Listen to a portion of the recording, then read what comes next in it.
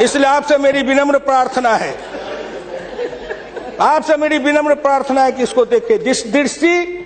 दिशा, जब तक आपके पास में दृष्टि नहीं बनेगी, आपकी दिशा नहीं ठीक थी, आपकी दृष्टि नहीं ठीक थी, तो आप संकल्प क्या कर रहे थे? चलता है सब, आप कहे कि हम भी चले, आपका बजट चला, आपकी अर्थनीति चली, आर्थिक विषमता, सामाजिक विषमता, राजनीतिक विषमता, प्रशासनिक विषमता। क्या मैं पूछता हूं कि आपके किसी बजट से इन विषमताओं को अंत करने के लिए कोई काम किया? नहीं किया। इसलिए हमारे गुरु डॉक्टर लोहिया कहते थे कि हिंदुस्तान में जब तक जाति प्रथा है और जब तक इस जाति प्रथा का रोग रहेगा, तब तक हिंदुस्तान का कल्याण नहीं होगा। भ्रष्टाचार के पीछे भी जाति प्रथा है।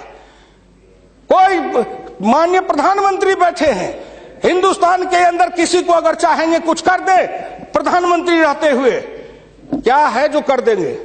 जिस जात का सरकारी नौकर होता है, मैं भी इतने दिन तक 54 वर्ष रह के देखा, मंत्री रह के देखा, जिस जात का सरकारी नौकर, उसके ऊपर कलम उठाइए तो उसके जात का न जाने कहां से कहां सभी जगह से लोग आ जाते हैं उसको बचाने के लिए। जात पर हमला, अगर किसी बेईमान पर हमला है तो जात पर हमला, किसी भ्रष्टाचारी पर हमला है तो माना जाता है जात पर हमला है। इस जात को तोड़ने के लिए सबसे बड़ा कदम उठाना पड़ेगा। मैं वित्त मंत्री जी को धन्यवाद देता हूं, प्रधानमंत्री जी को, कि कुछ योजनाएं ऐसी आई हैं, लेकिन मैं एक प्रार्थना करूंगा।